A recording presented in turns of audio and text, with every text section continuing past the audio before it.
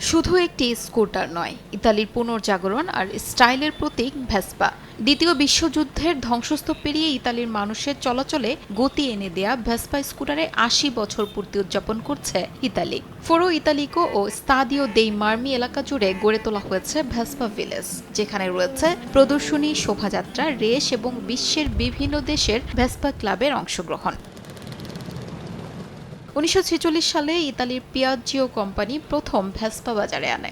যুদ্ধবিধ্বস্ত ইতালিতে সাশ্রয়ী, নির্ভরযোগ্য এবং সহজে চালানো যায় এমন একটি ব্যক্তিগত যান হিসেবে দ্রুত জনপ্রিয় হয়ে ওঠে। সময়ের সঙ্গে ভেসপা শুধু একটি স্কুটার নয়, বরং ইতালির শিল্প, নকশা, উদ্ভাবন এবং আধুনিক জীবনধারার প্রতীকে পরিণত হয়।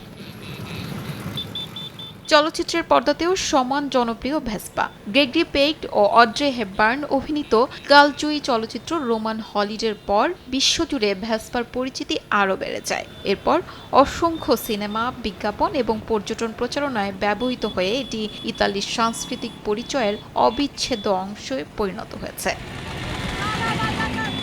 ৮ দশকের যাত্রায় ভেসপার নকশায় প্রায় ১৬০টি পরিবর্তন আনা হয়েছে। বিশ্বজুড়ে বিক্রি হয়েছে প্রায় ২ কোটি স্কুটার, যার মধ্যে গত এক দশকেই বিক্রি হয়েছে ২০ লাখের বেশি ইউনিট। বর্তমানে বিশ্বের প্রায় ১০০টি দেশে বিক্রি হচ্ছে ভেসপা। ইতালি, ভিয়েতনাম ও ভারতের ৩টি কারখানায় তৈরি হওয়া এই কিংবদন্তি স্কুটার আজও ঐতিহ্য, নকশা ও আধুনিক প্রযুক্তির অনন্য সমন্বয়ের প্রতীক হয়ে রয়েছে।